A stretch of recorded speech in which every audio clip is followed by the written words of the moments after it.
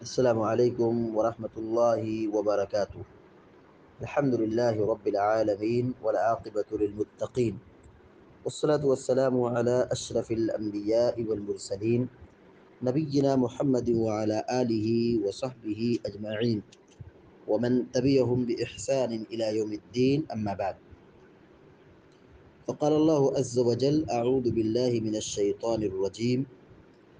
آمن الرسول بما أنزل إليه من ربه والمؤمنون كل آمن بالله وملائكته وكتبه ورسله لا نفرق بين أحد من رسله وقالوا سمعنا وأطعنا غفرانك ربنا وإليك المصير. سورة البقرہ کی آیت نمبر 285 ابھی آپ کے سامنے تلاوت کی گئی ہے۔ یہ آیت سورة البقرہ کے آخری حصے کی آیت ہے۔ یہ سیکنڈ لاسٹ آیت ہے۔ اس کے بعد لا یکلف اللہ نفسا الا وسعها، یہ بالکل آخری آیت ہے۔ اور احادیث میں سورۃ البقرہ کی آخری دو آیتوں کی بڑی فضیلت بیان کی گئی ہے۔ تو آخری دو آیتوں کی شروعات یہیں سے ہوتی ہے، آمن الرسول بما انزل الیہ من ربہ والمؤمنون۔ یہی آیت سورۃ البقرہ کی آخری دو آیت ہے۔ ایک آیت یہ ہے، اس کے بعد ایک آیت ہے لا یکلف اللہ نفسا الا وسعها۔ احادیث میں ان دو آیتوں کی بڑی فضیلت بیان کی گئی۔ اللہ کے نبی صلی اللہ علیہ وسلم فرماتے ہیں: من قرأ الآیتین من آخر سورۃ البقرہ فی لیلۃ کفتاہ، کہ جو شخص سورۃ البقرہ کی آخری دو آیتوں کی تلاوت کرے، رات میں پڑھ لے، تو یہ اس کے لیے کافی ہو جاتی ہے۔ بخاری و مسلم کی یہ روایت ہے۔ حافظ ابن حجر العسقلانی رحمۃ اللہ علیہ اس حدیث کی تشریح میں لکھتے ہیں کہ اس کے لیے کافی ہو جاتی ہے۔ ایک معنی ہے کہ قیام اللیل سے کافی ہو جاتی ہے۔ دوسرا معنی یہ ہے قرآن کی تلاوت سے کافی ہو جاتی ہے۔ یہ قرآن کی بہت ساری صورتیں ہیں، آیتیں ہیں، لیکن اگر ان دو آیتوں کی تلاوت کر لیں تو قرآن کی تلاوت سے یہ کفایت کر جاتا ہے۔ مطلب یہ دو آیتیں بڑی آیتیں ہیں۔ بعض اہل علم نے، حافظ ابن حجر العسقلانی رحمہ اللہ نے یہ بھی کہا ہے کہ کافی ہوتی، مطلب کہ اس میں جو ایمان اور اعمال اور عقائد بیان کیے گئے ہیں وہ ایسے ہیں کہ اگر آدمی اس پر عقیدہ رکھے، اس پر یقین رکھے، اس پر ایمان رکھے اور اس کے مطابق عمل کرے تو اس کے لیے کافی ہے، نجات کے لیے کافی ہے۔ ایک معنی یہ ہے کہ آفت اور مصیبت سے کافی ہے۔ ان آیتوں کی تلاوت سے، سورۃ البقرہ کی آخری آیتوں کی تلاوت سے آدمی مصیبت سے محفوظ ہوتا ہے۔ ایک معنی یہ ہے۔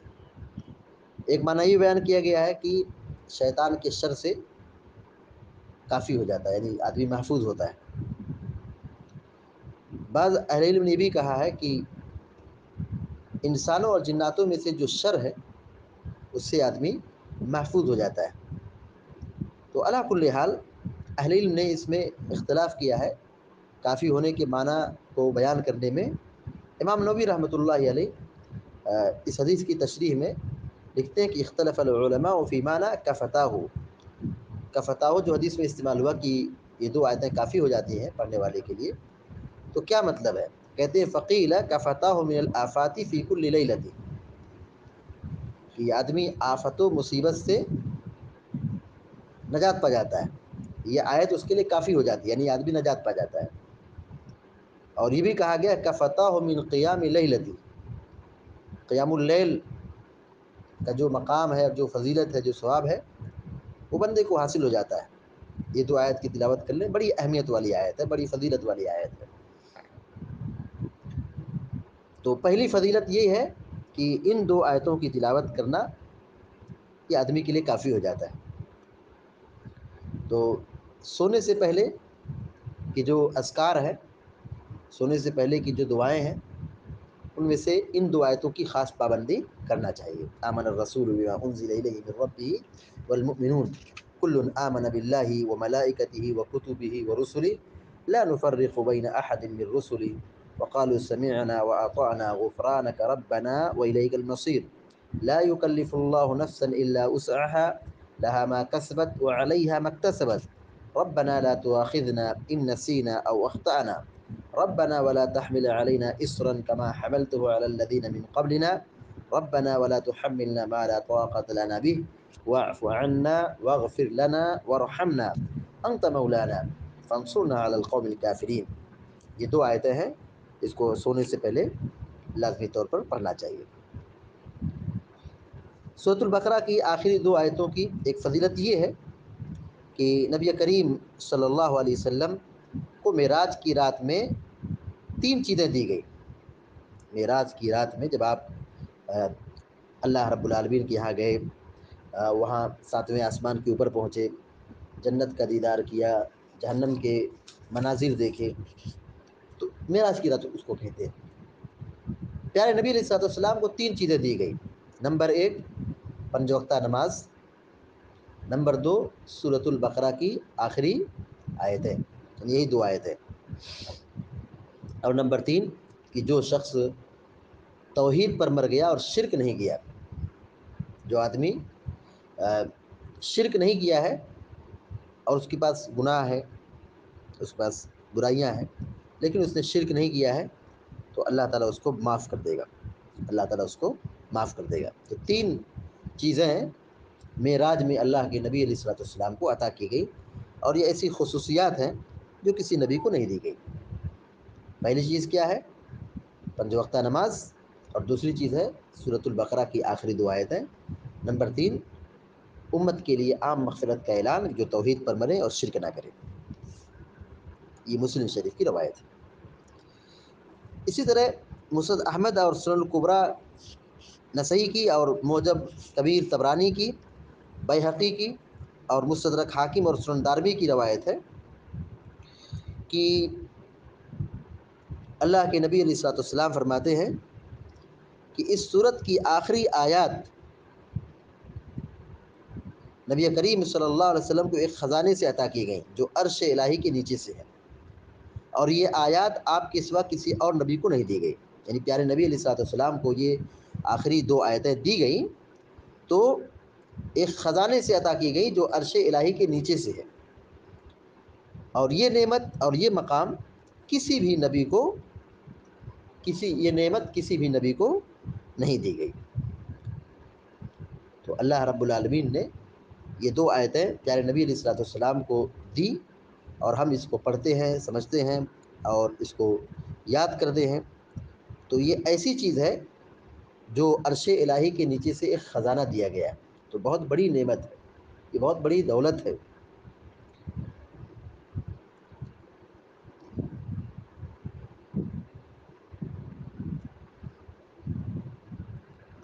ابھی جو آیت پڑھی گئی ہے، آیت نمبر 285،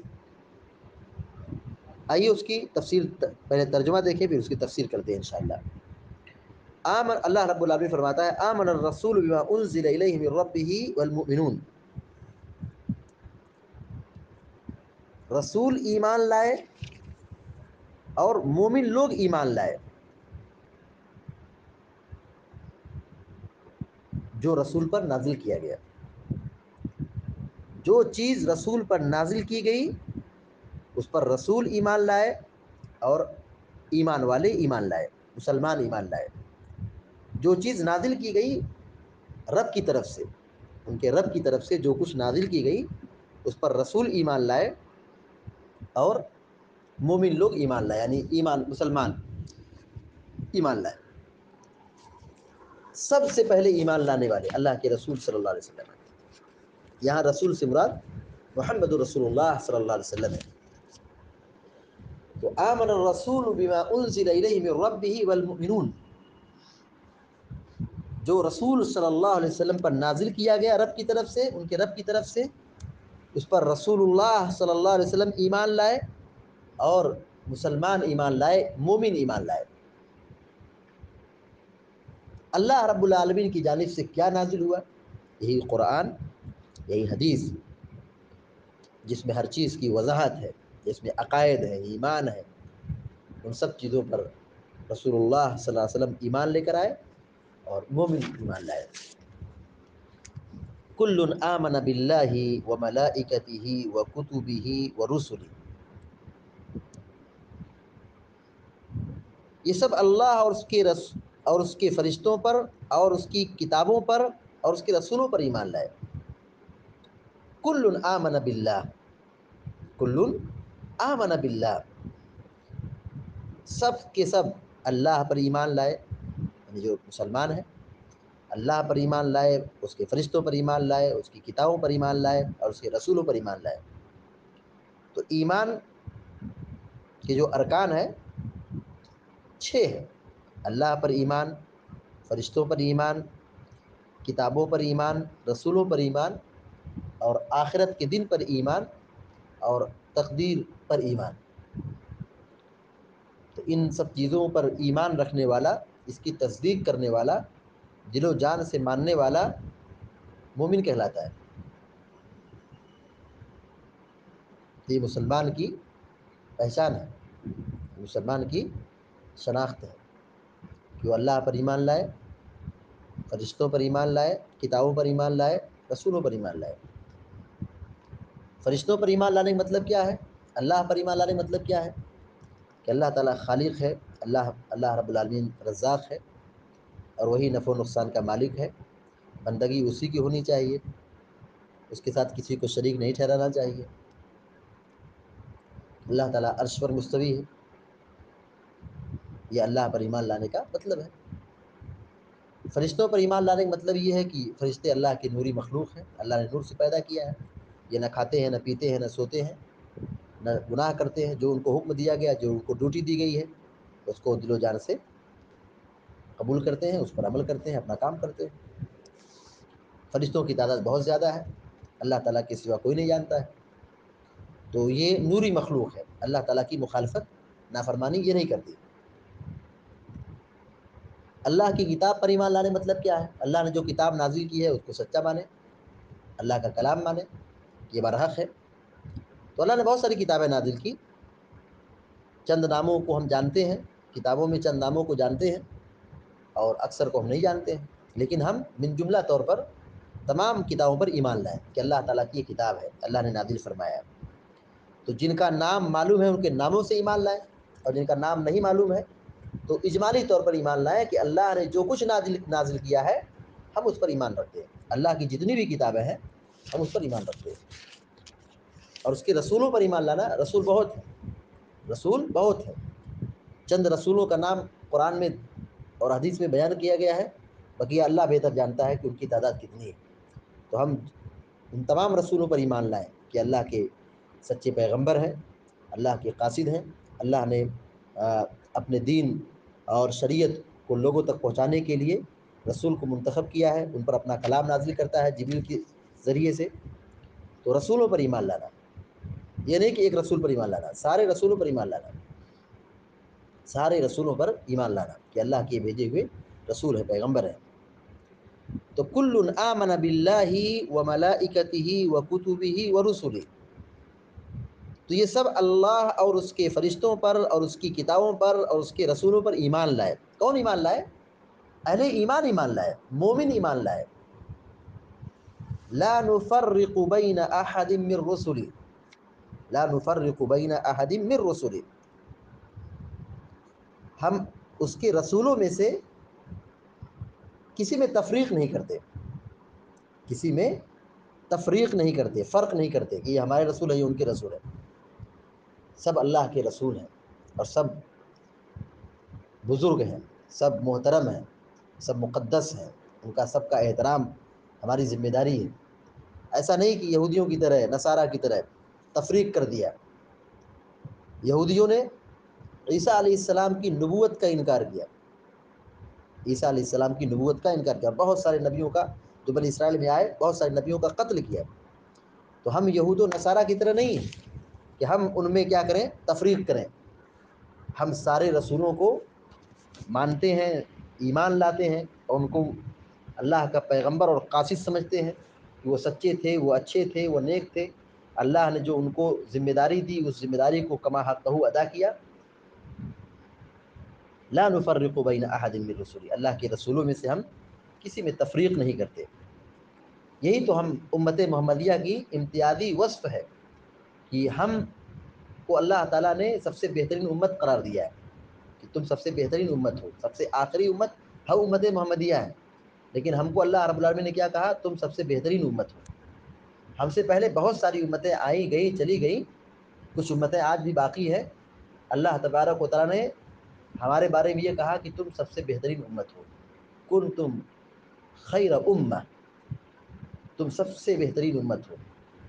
اس کی وجہ یہی ہے کہ ہم سب سے اخیر میں آئے، لیکن ہم نے سارے نبیوں کو نبی مانا، سارے رسولوں کو رسول مانا، سارے فرشتوں پر ایمان لائے، اور ساری کتابوں پر، اللہ کی ساری کتابوں پر ہم ایمان اور یقین رکھتے ہیں، اس کی تصدیق کرتے ہیں.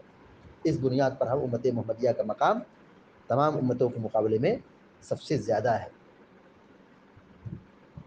وقالوا سمعنا واطعنا، انہوں نے کہا یعنی ایمان والوں نے کہا سمعنا واطعنا، ہم نے سنا اور ہم نے اطاعت کی، یعنی ہم اطاعت کریں گے، فرمانبرداری کریں گے. یہود و نصارہ کی طرح نہیں کہ سمعنا وعصینا، ہم نے سن لیا اور ہم وہی کریں گے جو ہم کو سمجھ میں آئے گا، یعنی نافرمانی کریں گے. تو یہود و نصارہ کی پکار کیا تھی؟ سمعنا وعصینا، ہم نے سنا ہے، ہم نافرمانی کریں گے، مخالفت کریں گے. اہل ایمان یہ کہتے ہیں سمعنا واطعنا، ہم نے سن لیا، ہم اطاعت کریں گے، ہم فرمانبرداری کریں گے. یہودی کیا کہتے تھے؟ جو اچھی لگتی تھی، جو چیز ان کو اچھی لگتی تھی، بھلی لگتی تھی، اس کو مانتے تھے، اور جو ان کی مزاج کے خلاف ہوتا تھا ٹھکرا دیتے تھے. افتؤمنون ببعض الکتاب وتکفرون ببعض، کہ تم کتاب میں سے بعض حصے کو مانتے ہو اور بعض حصے کا انکار کرتے ہو. قرآن میں اللہ تعالیٰ نے پوچھا. یہ یہودیوں کی روش تھی، یہ اہل کتاب کی روش تھی. اللہ تبارک و تعالیٰ ان سے ہمیں ڈرا رہا ہے کہ یہ کام مت کرو، جو یہود و نصارہ کرتے تھے وہ کام مت کرو. اہل ایمان کی یہ پکار ہے سمعنا واطعنا، ہم نے سن لیا، ہم اطاعت کریں گے. ہم مسلمان ہیں، مسلمان کا مطلب ہی ہوتا ہے فرما بردار، کہ ہم نے جو سنا ہے، اللہ کی کتاب اور رسول اللہ صلی اللہ علیہ وسلم کی باتوں کو سنا ہے، اس پر ہم عمل کریں گے، اس کو سنیں گے، عمل کریں گے. دیکھیں دین کا علم سیکھنے کے لیے سننا بہت ضروری ہے. سنیں گے تبھی سمجھیں گے، صرف پڑھنے سے علم نہیں حاصل ہوگا، پہلے سننا ہے. جو اس فن کے ایکسپرٹ ہیں، متخصص ہیں، جو علم والے ہیں، جو علماء ہیں، متبحر علماء ہیں، ان کی شاگردی اختیار کرنا، اور ان سے استفادہ کرنا، ان سے سننا دین اور شریعت کی باتوں کو، تب اس سے علم ہوگا، اس سے خشیت پیدا ہوگی. قالوا سمعنا وعصینا، اللہ کے کلام کو سننا ہے، اس کے مفہوم کو جاننا ہے، سن کر کے، علم حاصل کر کے. غفرانک ربنا والیک المصیر، ہم تیری بخشش چاہتے ہیں. غفرانک، ہم تیری بخشش چاہتے ہیں، نہیں تو ہم کو معاف کر دے. یہ استغفار کا کلمہ ہے. غفرانک، یہ استغفار کا کلمہ ہے کہ تو ہم کو بخش دے. جب آدمی پیشاب پاخانہ کر کے باہر نکلتا ہے تو یہ دعا پڑھتا ہے غفرانک، ہم تجھ سے بخشش چاہتے ہیں، تو ہماری مغفرت کر دے. غفرانک، ہم تجھ سے مغفرت چاہتے ہیں، ہم کو معاف کر دے. ربنا والیک المصیر، اے ہمارے رب، ربنا، اے ہمارے رب. غفرانک ربنا والیک المصیر، ہم تجھ سے مغفرت چاہتے اے ہمارے رب. والیک المصیر، اور تیری ہی طرف پلٹ کر کے ہمیں آنا ہے. والیک المصیر، تیری طرف لوٹنا ہے، جائے پناہ تیری طرف ہے. یعنی ہم کو مرنا ہے اس دنیا میں، دنیا سے جانا ہے اور تیرے پاس آنا ہے. فکر آخرت،